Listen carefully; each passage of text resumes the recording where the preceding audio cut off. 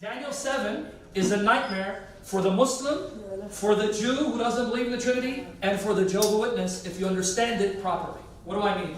Daniel 7, 9 to 10. Let's unpack it. Brother, read New King James.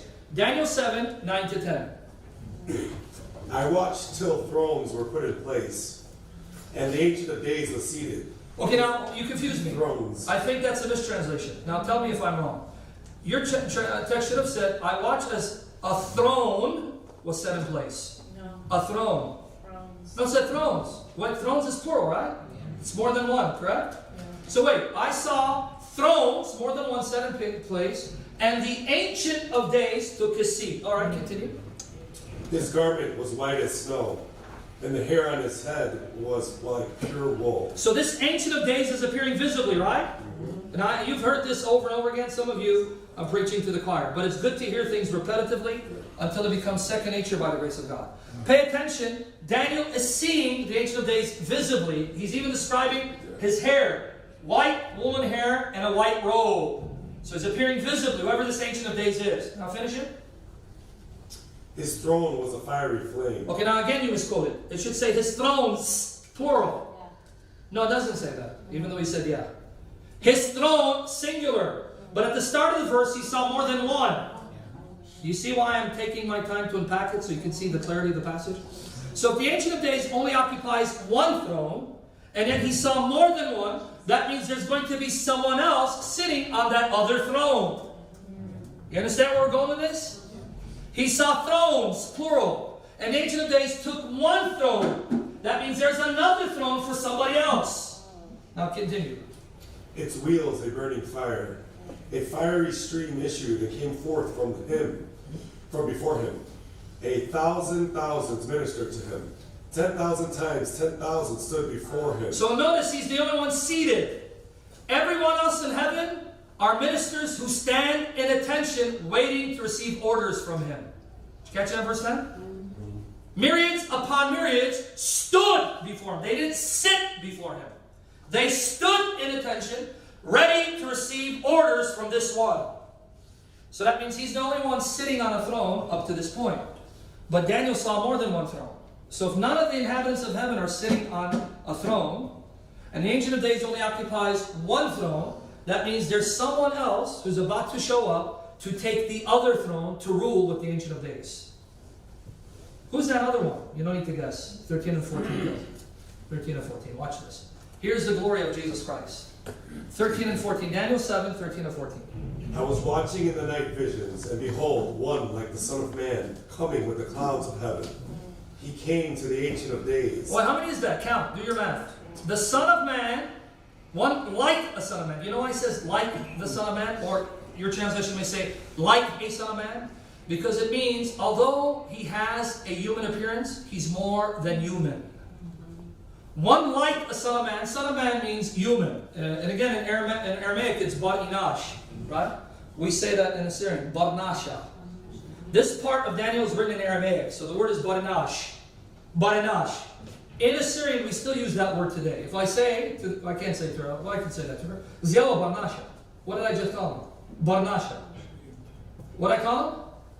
No, not literally. Bar Nasha means son of human. Bar Nasha. What does Nasha mean? Human. Human. So if Nasha means human, what does Bar Nasha mean? Son of human. But when I say son of human, that's simply another way of saying human. Ziyawa Bar Nasha. Means, yeah, you're right. Literally it's son of human, but when you call someone a son of human, you mean he's human. So here Daniel's telling you, I saw a figure that looked human. Not because he's not human, he's much more than human. But when I saw him, he had the appearance of a human being. That's how he looked to me. He looked like a human being. And this human being was riding the clouds. And he rode the clouds to who? The Ancient of Days. Now you know from the New Testament who the Son of Man is, right? Does anyone know who the Son of Man who rides the clouds is from the New Testament? Let me remind you. Let me refresh your memories. When the high priest asked Jesus, don't turn there. Just stay in Daniel. I'll give you the reference. Mark 14, right? Mark 14, 61 to 62. Mark 14, 61 to 62. When the high priest told Jesus, I adjure you by the living God. Are you the Christ, the Son of the Blessed? Now remember what Daniel said? I saw one who looked like a son of man, riding, coming on the clouds of heaven, right? Approaching the Ancient of Days. When the high priest asked Jesus that, Jesus answers this, I am, and you shall see the Son of Man seated at the right hand of power, coming with the clouds of heaven. See who he claimed to be? I am the one that Daniel saw. I am that Son of Man who rides the clouds. Where is that? Mark 14, 61 to 62. Mark 14, 61 to 62. So who did Jesus claim to be before the high priest? When the high priest said, are you the Christ, the Son of the Blessed? He goes, yes, and even more than that. I am that Son of Man that Daniel saw riding the clouds of heaven. That's who I am. You know why that was a powerful statement against the high priest? Because this figure in Daniel is the king of all creation and the judge of all the earth. By telling the high priest, that's who I am, he's basically threatening him. You think you sit in judgment of me. The day is coming where you will see me on the clouds coming to judge you. Amen. That's who I am. So do what you must right now. Hand me over to be crucified. But you have a meeting with me. Because you will see me coming on the clouds. And when I come, it won't be a happy day for you. That's why he went berserk and said then he ripped his clothes. Do you know why he ripped his clothes? Can I take minutes to unpack that? Yes. He said, the Son of Man seated at the right hand of power, right? Who did he say that to? He said it to the high priest. If you don't know your Old Testament, you won't see why this was shocking for a Jew to hear. Because remember, they're not seeing God. To them, they're seeing a flesh and blood Jew, right? It's a flesh and blood Jew. And he's from the tribe of Judah, because we know his mother is Mary, and Mary's from David. The only one who could enter the most holy place was the high priest. If you read the Old Testament, if you read Exodus, Leviticus, specifically Leviticus 16, the temple had two sections. It had the holy place for the priests, and there was a curtain that divided the holy place from the most holy place. Behind the curtain was the Ark of the Covenant, the mercy seat. And during the first temple, behind the curtain, they also had golden jar of manna, right? The golden, because when God rained manna, it says that God had them preserve a golden jar of it and put it in the most holy place as a reminder for generations to come. This is how God loved your fathers and took care of them in the desert. So behind that curtain, I understand where I'm going with this. Behind the curtain, you had the mercy seat, the Ark of the Covenant, the golden jar of manna. You had Aaron's rod that budded because they were challenging his authority. If you go back and read the books of Moses, they say, well, hey, who made Aaron leader over us? And then God told Moses, tell them to come forward. Whoever staff buds, flower comes out, that's the one whom I appointed to be leader. And it says that Aaron's staff budded as a sign that he was appointed by God to rule with Moses. So they took that staff and they put it in the mercy seat. So notice what was behind the curtain. The staff that budded, the golden jar of manna, the tablets that God wrote with his fingers. It was there placed on the mercy seat. According to Leviticus 16, only the high priest could enter there only once a year. And he entered at his own risk. Take the time over the weekend and read Leviticus 16 in depth on your own. Once a year on the Day of Atonement, Leviticus 16, the high priest would have to wash, change his clothes, and he would have to enter with a sacrifice for him and the people. Only he could enter behind the curtain, and if God accepted the sacrifice, he could come out.